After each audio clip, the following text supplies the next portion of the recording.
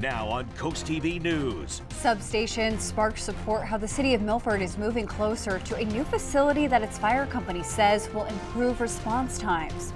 Protective posts planned why Georgetown officials are pushing for some form of barrier for its downtown circle. Well, after spending the weekend in the 60s, we're talking wind chills again. Feeling like the low to mid 30s, tracking plenty of sunshine to start the week, but some changes as we get into the late week. This is CoastTV News Midday.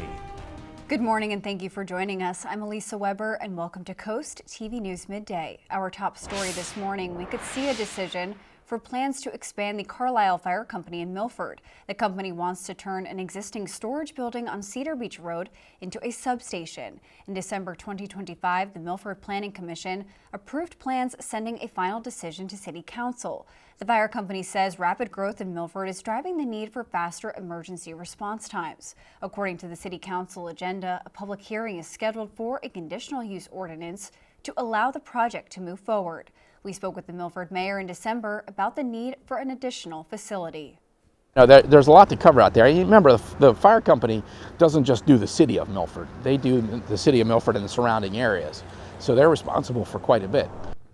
The fire department says this is a smaller location for about 15 people where firefighters would gear up and get fire trucks. That public hearing and possible final determination takes place at the City Council meeting tonight at 6 o'clock. Happening today, a public forum about a proposed wind farm off the Ocean City coast. It's very important to note this forum is organized by opponents to the U.S. wind project. It begins at 5:30 at the Roland E. Powell Convention Center. A $2.55 million investment is expected to bring major improvements to drinking water in Worcester County. Maryland Representative Andy Harris says the money will be used for the Newark Water Treatment Plant Replacement Project.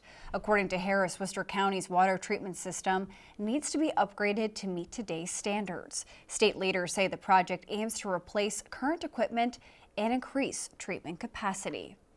We are now taking a live look outside at Rehoboth Beach this morning. That is a very deceiving view out there with that sunshine, Chris. It looks like it's a July day, but it is January. Good morning, Chris. Good morning, Elisa. Yes, right. The sun is shining beautiful out there, but we are much colder than where we were over the last 5 days. We had temperatures soar into the mid to upper 60s over the weekend, well above that average high of 45. The sun is shining. We have bright blue skies in Cambridge, 39 degrees there. We're at 39 in Georgetown, 39 in Rehoboth Beach. Winds are out of the west-northwest, gusting to 18 Millsboro, 13 in Bethany. Certainly not nearly as windy as where we were yesterday. Feels like 33 in Longneck, 33 Salisbury, and 33 in Georgetown. So chilly out there today. Despite those clear skies, we have high pressure that's going to be building in, keeping us nice, sunny, and dry here to start the week. Temperatures are going to be getting up into the mid 40s through the afternoon. So wall-to-wall sunshine will fall to 38 by around 6 and then 36 by around 10 this evening. Winds are going to be generally, we'll see more of a southwest wind kick in through the afternoon with some gusts near 20 miles an hour. We will talk about some colder temperatures down the road and some snow chances. We'll break those down coming up in my full 7-day forecast. Elisa. Thank you, Chris. New this morning, Georgetown is one step closer to adding protection to the circle. They're also hoping to maintain its historic character. Coast TV News reporter Ana Sofia Roman shows us what's up for discussion. More protective pillars around Georgetown Circle are in the works. Town Council is expected to consider a $26,000 proposal from the town engineer for the design and permitting of more protection during Monday's Town Council meeting.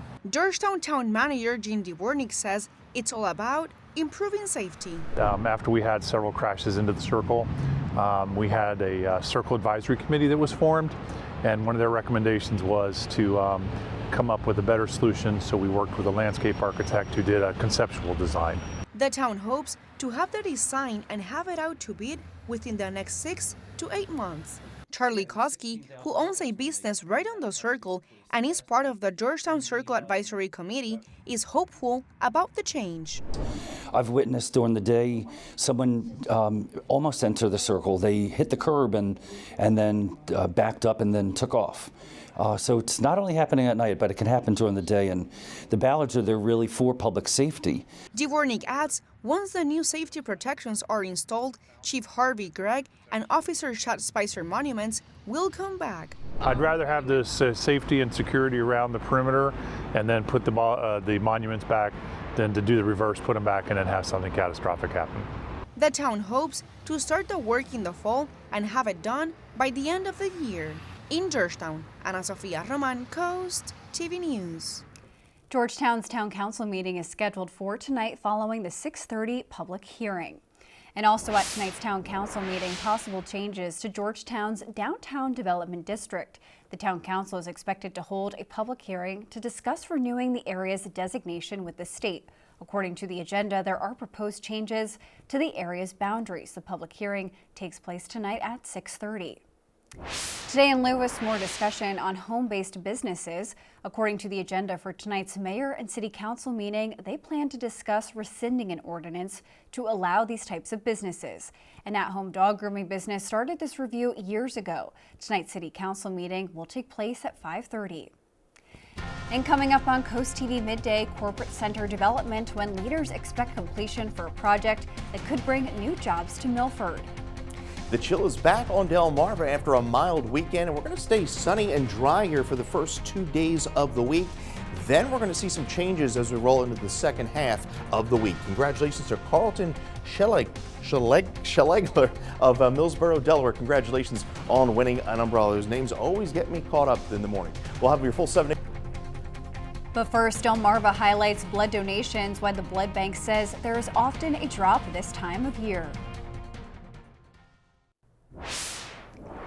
January is National Blood Donor Month, and the Blood Bank of Delmarva is urging the community to step up. The blood bank says donations often drop this time of year due to illnesses, busy schedules, and weather. The Blood Bank of Delmarva currently has a 3 to 4 day supply, though they aim to keep a full week on hand. With EMS vehicles and Delaware State Police aviation units carrying whole blood statewide, that demand is growing.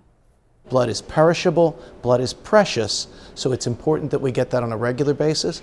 But even if you have an isolated opportunity, give blood, you'll help someone. And there are donor centers open year-round, including one in Dagsboro and another blood drive coming to Ocean City later this month. This week is Agriculture Week in Delaware. The annual event runs January 12th through the 15th at the Delaware State Fairgrounds in Harrington. It brings together farmers, industry experts, and vendors for educational sessions and updates on everything from poultry and produce. Most sessions are free to attend, but some require registration. And coming up after the break, there's First Alert meteorologist Chris Mastrobuono. He is going to have our full forecast right after this.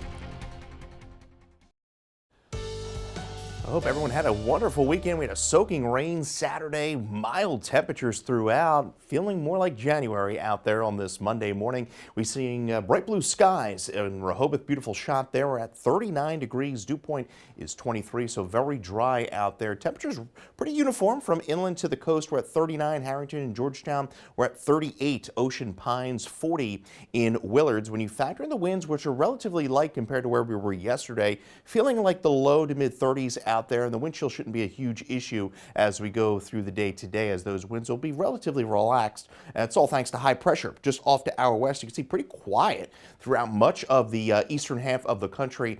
Things will get a bit more active as we go into the latter part of the week. But boy, I'll tell you what, it's been quite a temperature roller coaster this month so far. We began the month well below average, temperatures in the 30s, and you can see where we've been all last week into the weekend, well above average with temperatures in the 60s. And we're saying so on to the 60s today. More seasonable temperatures, 45 for a high in Georgetown today, 43 in Lewis, 44 Bethany Beach with a light west wind at about 9 miles an hour. We'll stay clear overnight, falling into the 20s, mid to upper 20s into early Tuesday morning. Tuesday shaping up to be a fantastic day. Mostly sunny skies. We'll get into the lower 50s with that southwest wind continuing, and then we'll be a few degrees even milder, I think, into Wednesday, but we are going to see a bit more in the way of clouds across the area. There's the southwest winds today. We're between about 15 to 20 miles an hour. They'll pick up a bit as we go into late tomorrow evening through tomorrow night. We'll see some gusts out of the southwest to near 30 miles an hour, but the above average temperatures are going to continue at least Tuesday into Wednesday. Then as we go into late Wednesday into Thursday, we're watching a system It's going to be swinging energy from the west. A cold front's going to be pushing through, digging southward. At the same time, there's going to be an area of low pressure passing off the coast. Now, these systems are not going to phase the way it looks right now. So what we're going to expect is just a round of some scattered showers, rain and snow showers. Not going to amount to much, but you could see as that energy does phase, it's well offshore by the time it does so. Then as we get into the weekend, we are looking at another opportunity for some snow. Looks like late Sunday through early Monday morning. We'll have to continue to fine-tune that forecast through the weekend, but the sign of well below average temperatures as we go into the 17th through the 21st, as we see this pattern change to a more winter-like pattern as we go into the end of the week and the start of next week. 45 for our high today, mostly sunny skies. We're at 27, starry skies, a cold night, mostly sunny into our Tuesday. Certainly the pick of the week when you factor in sunshine, temperature. We're up to 54 into Wednesday, mostly cloudy skies. Watching for those rain and snow showers into Thursday, just a raw day. And then we fall to 36 for a high. Some of the models struggling to get us out of the 30s into Friday. Bounce back to 45 on Saturday, and watching for that chance of some snow late in the day on Sunday. Elisa. Thank you, Chris. Coming up tonight on DSN, your game of the night at 6 o'clock, Colonel Richardson takes on Cambridge, South Dorchester in boys basketball. Then you can catch the final score at 10:30. You can watch that game we just mentioned, plus these exclusives on the DSN Plus app. At 5:30, Parkside faces Pocomoke in boys basketball. Also at 5:30, Waihi hosts Mardella in boys basketball. At 6:30, Sussex Central battles Nandua in girls basketball. And here's what you can look forward to this afternoon on Coast Life at 4 p.m. Well, I know Mondays can be a little rough, but if you join us today at 4 on Coast Life, might make it a little easier, a little brighter for you, because we're going to talk about several upcoming opportunities for you to give back to the community, and an easy way to do that by doing a little bit of shopping with our friends at Habitat for Humanity at their Restore location. We're also going to be chatting with a local author and some upcoming Martin Luther King Day activities for you. All of that and more is happening today at 4 on Coast Life. We'll see you then. Several projects are underway at the Milford Corporate Center at Route 14 and Canterbury Road. Phase 1 of the center, which broke ground in March 2025, is looking at completion by early summer. Officials say the project should bring new jobs and opportunities and are calling 2026 a pivotal year for Milford. We're looking for our residents to be able to live here, stay here, work and play here. So if we can keep all of that in our community and keep the local economy boosting, that's what we're looking for with this project. The city also plans to review zoning and land use rules to expand housing and improve affordable housing options. And if you traveled on the Northeast Regional Amtrak or Baltimore Airport shuttles last week, listen up. Maryland's Department of Health says someone with a confirmed case of measles was traveling those routes while infectious. This was late January 7th into early January 8th. If you were on the train from Philadelphia to D.C. or on the BWI shuttles, during that time you could be at risk. Officials say check your vaccination status and watch for symptoms like fever, cough, or rash, and call your doctor before going out in public. Coming up, trucks still driving downtown, how some people in Millsboro say the oversized vehicles are disrupting daily life.